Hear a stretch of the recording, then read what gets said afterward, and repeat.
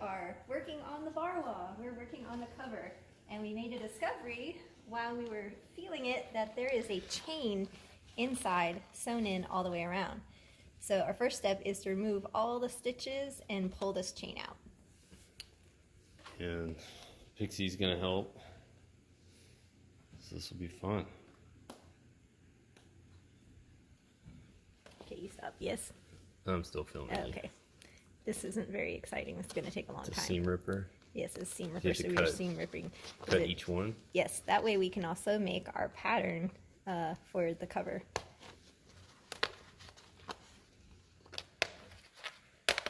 Look at all that dust. That's a lot of dust. So it's amazing. When thread gets this little, look how easy it just rips right out. Pixie's helping.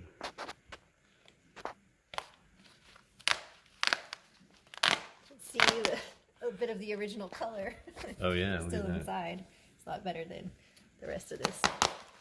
Oh, it's very dirty. We're gonna have to cut through these grommets. Yep. The grommets here, the metal grommets, to get the chain out. Looks like they tucked the fabric and sewed across it somewhat. As you can see, the stitch line's going all the way here, but here it's like there are pockets of fabric stitched down. Dog is real interested. I found you! Now go away. Okay, Pixie. Stop it. Let's see where we rip it. You can see that there is a big tuck in there. Like that part didn't even get stitching through it. It was tucked in like that and they stitched across. That's interesting. Huh. Yeah, because you have to put the chain in first. And... Oh yeah. This chain is probably like one continuous swoop. It at least feels like that's so dirty. Pixie! Okay, so we've ripped all the seams out all along here, and you can see the chain is stuck with the rivets. So our next course of action is to carefully cut around the rivets so we're not changing the shape too much, so that we can get an accurate pattern off of this. So it's not a very technical thing we're gonna do here. I'm just gonna, ooh, now I need to think about it. I'm gonna go this way, see if I can get behind the rivet into that little opening where the chain is.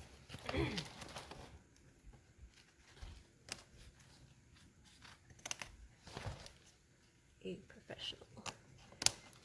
There we go, so that we can free the chain to get it out and not alter our outline here too much, so we can get a nice pattern. Most of the rivets have been cut, just a few more to go.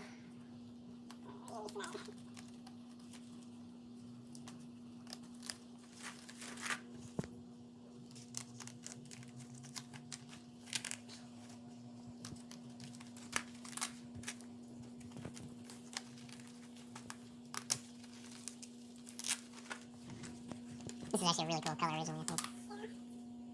What would you describe that as? It's like dark pink? More red? That's red. Barn red. Like a barn red. Barn red.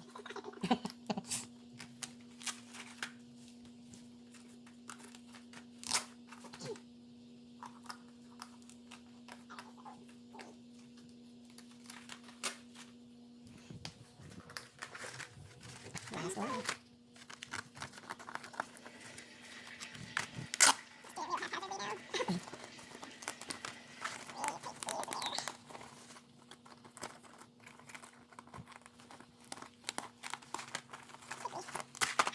Nice.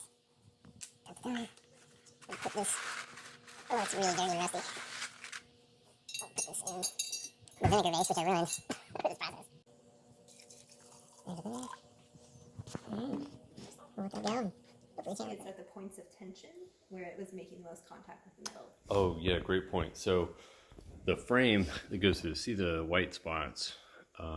Those are spots on the metal where even after shining it, we could not really clean those spots off. So Amanda, that great observation that those are all the points of contact where the fabric pulls over the hardest. Interesting. What's also interesting about the construction of this is you see it's just a straight up cut edge. They didn't do anything to finish the seam. They just put it far enough out that hopefully the tension wouldn't shred through this, and it held up this 70 plus years, so I guess they were right. Yeah, good enough is good enough, Good right? enough. Okay, we're trying to flatten it out to make a pattern, but you'll see that over the years all the tension pulling on this fabric has stretched it like it's not flat anymore, so it's going to be a little bit challenging.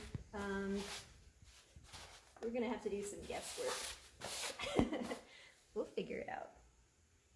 It's interesting. So they squared off the corner, and this is just super stretched and rounded now. So we could cut a slit here, letting it lay flat, but it won't be a true indicator of the shape. I think we're better off just Drawing it with this edge. and like, pardon me. Sorry, it's really dusty. Also, so that we can, like, this has been stretched for so many years. There's no way to know like how small was this really when they started, and all that stretching over the years kept it really tight. So thanks, Pixie. I was thinking that we might even like trace out the pattern and then possibly make it just a little bit smaller. I'm not sure. We're gonna have to figure it out. Now Pepper the cat is here helping. She's been enjoying the Barwa.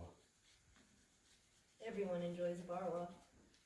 So we debated whether or not to do like a practice cover with cheap fabric. Do you call that a muslin, or is the A fabric called? muslin, Yeah. because it was usually like that was the name of the cheap fabric you make like a dress or whatever when you're trying to get the fit right.